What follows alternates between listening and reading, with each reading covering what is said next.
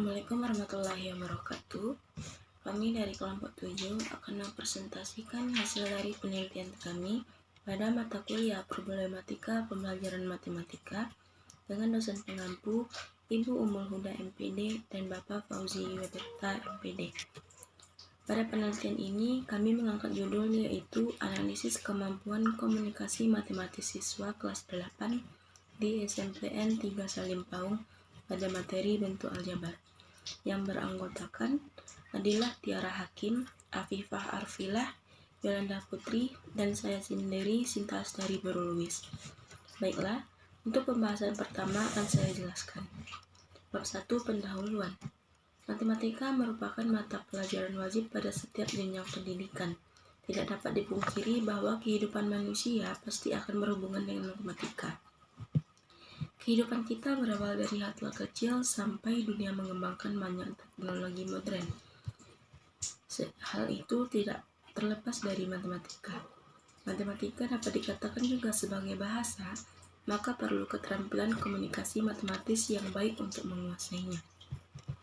Kemampuan komunikasi matematis merupakan kemampuan yang sangat berperan penting dan harus dimiliki oleh siswa dalam mengungkapkan pemikirannya ke dalam kalimat atau simbol matematika dan bahasa sehari-hari. Dalam pembelajaran matematika, kemampuan komunikasi matematis merupakan salah satu kemampuan yang harus dimiliki siswa. Kemampuan komunikasi matematis sangat penting dalam pembelajaran matematika, yaitu untuk membantu siswa menajamkan cara siswa berpikir sebagai alat untuk menilai pemahaman siswa, membantu siswa membangun pengetahuan matematiknya, meningkatkan kemampuan pemecahan masalah matematik, memajukan penalarannya, membangun kemampuan diri, meningkatkan keterampilan sosialnya, serta bermanfaat dalam mendirikan komunikasi matematis. Berdasarkan hasil studi awal yang telah kami lakukan, yaitu melaksanakan observasi, wawancara dengan guru matematika yang bersangkutan dan memberikan tes kepada siswa kelas 8 SMPN 3 Salim Paung, yang ditemukan bahwa kemampuan komunikasi matematis siswa masih tergolong rendah. Hal ini dapat dilihat pada tabel kategori hasil dari tes siswa. Faktor dari rendahnya kemampuan komunikasi matematis siswa ini terletak pada peserta didik itu sendiri maupun faktor dari guru. Solusi yang dapat kami berikan untuk mengatasi masalah ini adalah dengan mendeskripsikan dan menganalisis bagaimana tingkatan penguasaan kemampuan komunikasi matematis siswa. Dari hal ini, didapatkan bahwa rumusan masalah pada penelitian ini adalah bagaimana kemampuan komunikasi matematis siswa kelas 8 SMPN 3 Salim Paung pada materi bentuk aljabar. Dan tujuan dari penelitian ini adalah mengetahui tingkat kemampuan komunikasi matematis siswa kelas 8 SMPN 3 Salim Paung pada materi bentuk aljabar. Untuk pembahasan selanjutnya akan dilanjutkan oleh rekan. Baiklah, saya akan melanjutkan penjelasan pada bab 2, yaitu tentang landasan teori.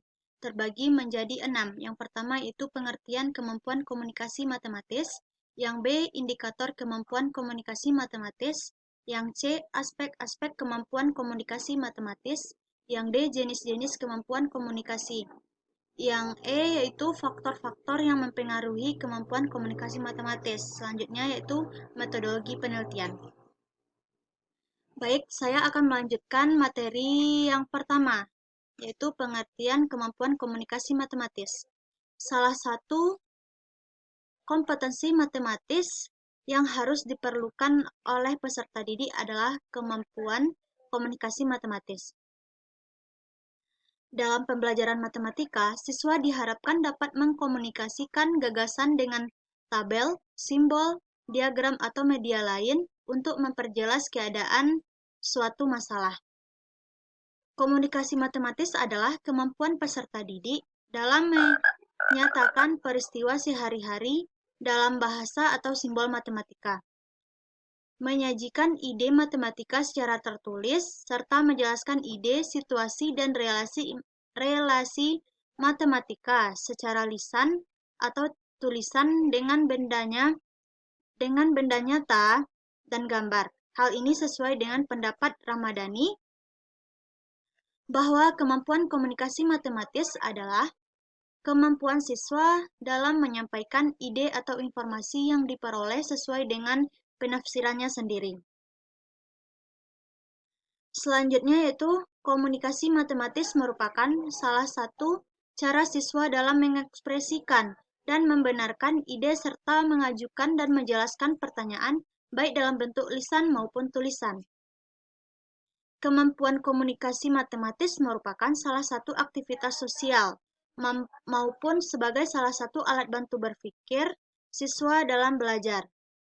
Menurut Warhana dan Lufianto menyatakan pentingnya komunikasi matematis karena beberapa hal, di antaranya untuk menyatakan ide melalui percakapan, tulisan, demonstrasi, dan melukiskan secara visual dalam tipe yang berbeda. Kemampuan komunikasi matematis perlu menjadi fokus perhatian dalam pembelajaran matematika, sebab melalui komunikasi matematis siswa dapat mengorganisasikan dan mengkonsolidasi berpikir matematisnya. Sehingga yang dimaksud dengan komunikasi matematika adalah proses penyampaian suatu informasi dari satu orang ke orang lain sehingga mereka mempunyai makna yang sama terhadap informasi tersebut.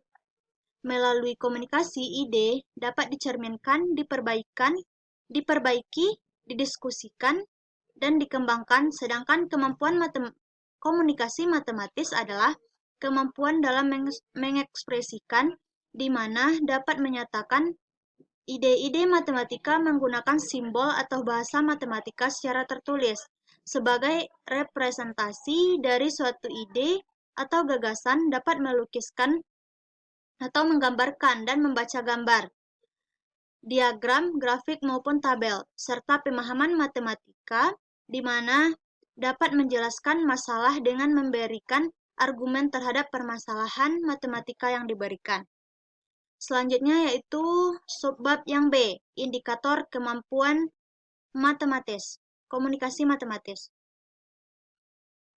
Kemampuan mengemukakan ide matematika, baik dalam bentuk lisan maupun tulisan, merupakan bagian penting dari standar komunikasi matematis yang perlu dimiliki setiap siswa.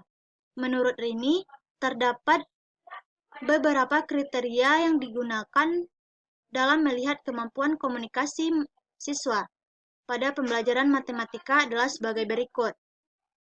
Yang pertama yaitu kemampuan mengekspresikan ide-ide matematika melalui lisan, tulisan, dan mendemonstrasikannya, serta menggambarkannya secara visual. Yang kedua yaitu kemampuan memahami, menginterpretasikan, dan mengevaluasi ide-ide matematika secara lisan, tulisan, maupun dalam bentuk visual lainnya. Yang ketiga yaitu kemampuan dalam menggunakan istilah, notasi matematika, dan struktur-strukturnya menyajikan ide, menggambarkan hubungan, dan model situasi. Kemampuan mengekspresikan ide-ide matematika melalui lisan dan tulisan, mendemonstrasikannya, serta menggambarkannya secara visual. Sub-sub indikator nomor 1 yaitu siswa mampu mengajarkan pertanyaan, siswa memberikan gagasan, siswa mampu memberikan solusi, siswa mampu menyelesaikan permasalahan. Selanjutnya, kemampuan memahami, menginterpretasikan, dan mengevaluasi ide-ide matematis secara lisan maupun dalam bentuk visual lainnya.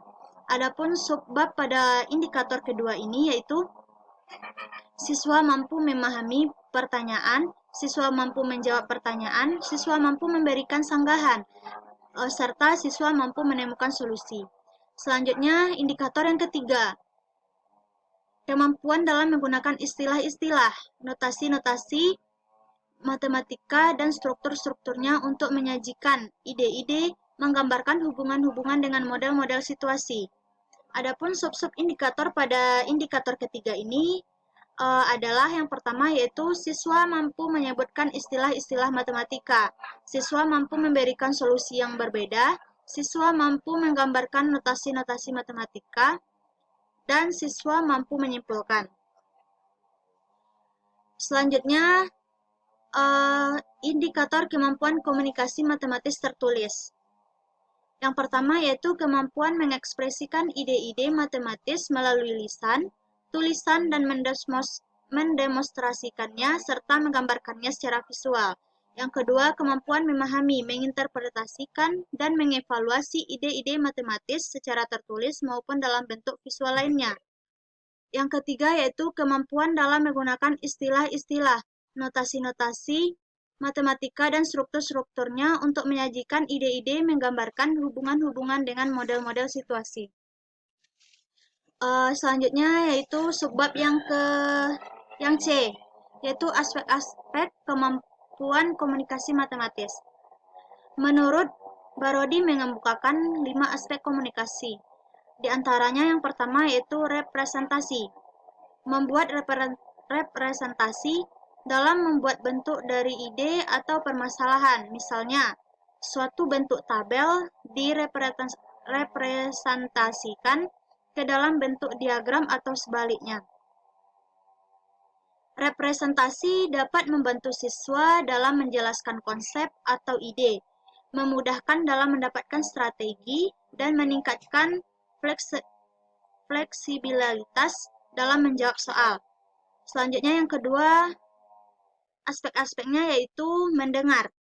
Aspek mendengar merupakan salah satu aspek yang sangat penting dalam diskusi.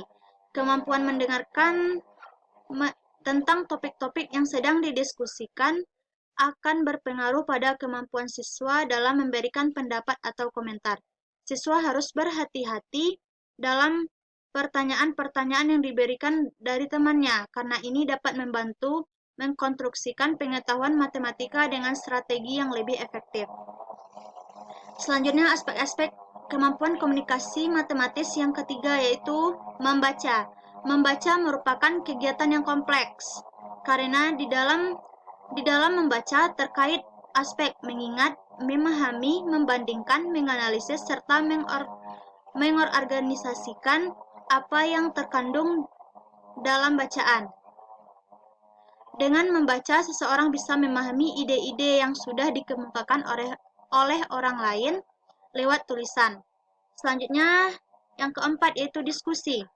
Diskusi, siswa dapat mengungkapkan dan merefleksikan pikiran-pikirannya berkaitan dengan materi yang sedang dipelajari.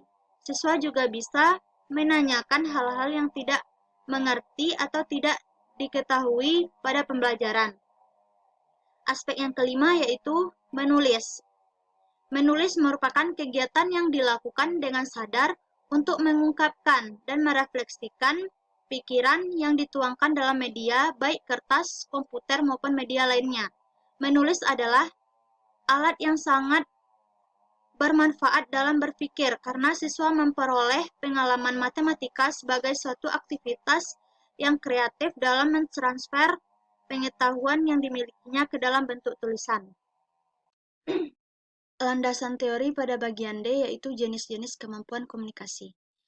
Jenis-jenis kemampuan komunikasi terbagi menjadi dua, yaitu yang pertama yaitu tulisan dan lisan. Menurut Ernest menyatakan bahwa yang pertama, komunikasi matematik nonverbal menekankan pada interaksi siswa dalam dunia yang kecil dan penafsiran nonverbal serentak mereka terhadap interaksi lainnya. Yang kedua yaitu komunikasi matematik lisan atau verbal, menekankan interaksi lisan mereka satu sama lain dan dengan guru ketika mereka membangun tujuan dengan membuat pembagian yang sesuai. Kedua jenis komunikasi ini memainkan peran penting dalam mengkomunikasikan ide melalui bahasa lisan dan tulisan. Ini dapat membantu meningkatkan kemampuan komunikasi matematik siswa sesuai standar komunikasi matematik yang diterapkan. Selanjutnya yaitu yang bagian D. Yang bagian E, faktor-faktor yang mempengaruhi kemampuan komunikasi matematis. Diduga ada beberapa faktor yang berkaitan dengan kemampuan komunikasi matematik, antara lain pengetahuan prasyarat, kemampuan membaca, diskusi, dan menulis serta pemahaman matematik.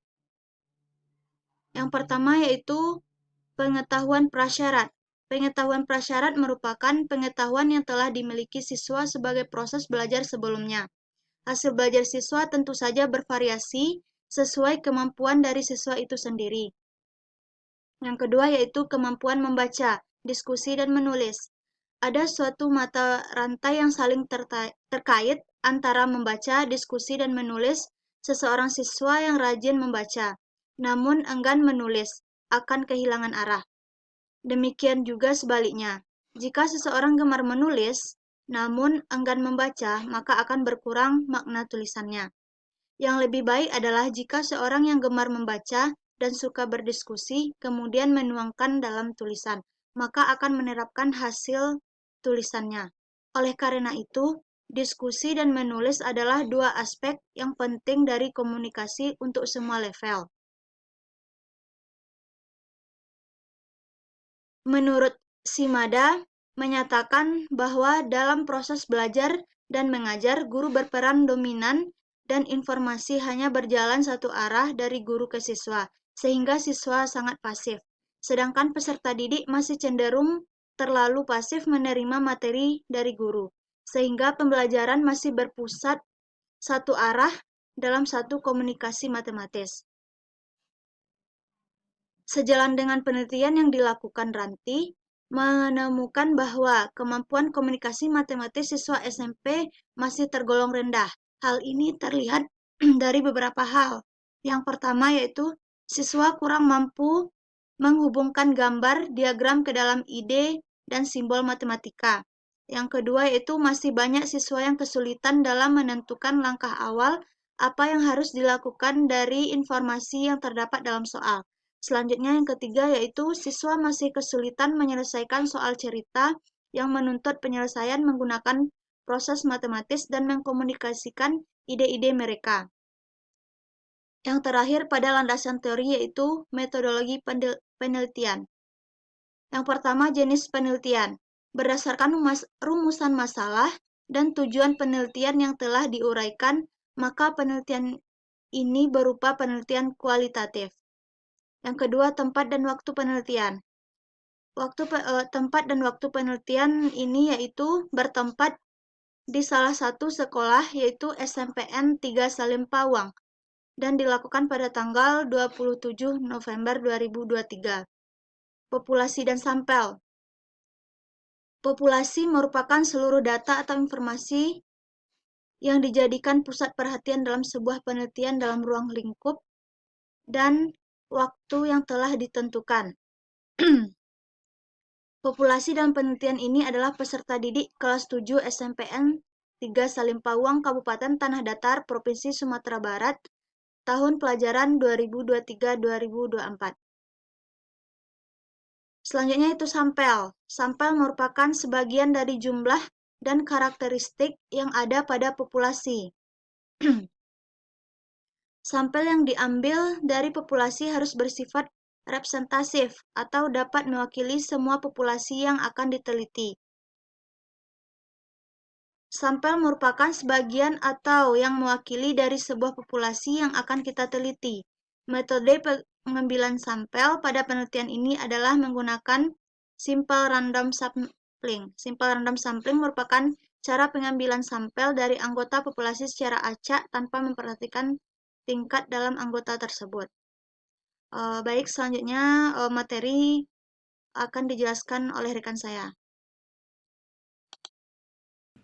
Baik, saya akan melanjutkan presentasinya sebagaimana yang telah dijelaskan oleh teman sebelumnya mengenai tentang klarifikasi tingkat kemampuan matematis siswa yang dimana ada tingkatnya yang rendah yang mana nilainya yaitu kecil dari 60 sedangkan sedang 60 sampai 80 dan tinggi yaitu 80 sampai 100. Berdasarkan klarifikasi tingkat kemampuannya, maka hasil penelitian kami dapat dikatakan terdapat 4 siswa yang memiliki tingkat kemampuan yang rendah dan 9 orang yang memiliki kemampuan yang sedang dan 5 orang yang memiliki kemampuan tinggi. Di mana bisa Anda lihat pada tabel berikut ini, di mana ada tingkat kemampuan siswa, jumlah siswanya, dan presentasinya. Untuk menentukan presentasinya, rumusnya yaitu jumlah siswa. Untuk menentukan nilai yang rendah, yaitu jumlah siswa yang memiliki nilai rendah dibagi dengan jumlah siswa keseluruhan, di mana jumlah siswa keseluruhan adalah 18 orang, terus dikali dengan 100, maka itulah hasil presentasinya. Begitu juga dengan untuk sedang dan tinggi. Baik, sehingga hasilnya dapat kita katakan kemampuan komunikasi matematis siswa diperoleh pada subjek kategori tinggi terdapat 5 subjek dengan presentasinya yaitu 27,78%,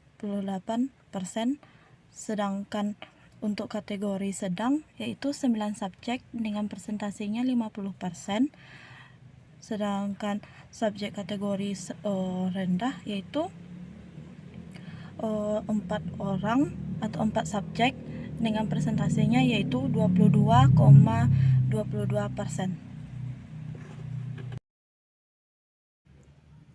Baik, selanjutnya masuk kepada hasil tes kemampuan komunikasi matematis siswa secara skripsi. Bisa Anda lihat pada gambar berikut. Yang pertama pada subjek kategori tinggi, yang dimana pada gambar tersebut para siswa bisa menentukan nilai X pada soal bentuk aljabar tersebut. Sedangkan subjek kategori sedang, terdapat sebagian siswa menjawab soal bentuk aljabar tersebut, tetapi sebagian siswa terkecoh atau tidak bisa mengkuadratkan nilai X sebagaimana Anda bisa lihat pada gambar tersebut. Sedangkan subjek yang rendah bisa Anda lihat pada gambar, kebanyakan siswa tidak bisa menjawab soal bagian B pada bentuk aljabar, di mana soal tersebut meminta untuk menentukan nilai A berdasarkan hasil bentuk aljabar pada soal yang pertama atau jawaban yang pertama. Sehingga pada penelitian ini dapat saya simpulkan bahwa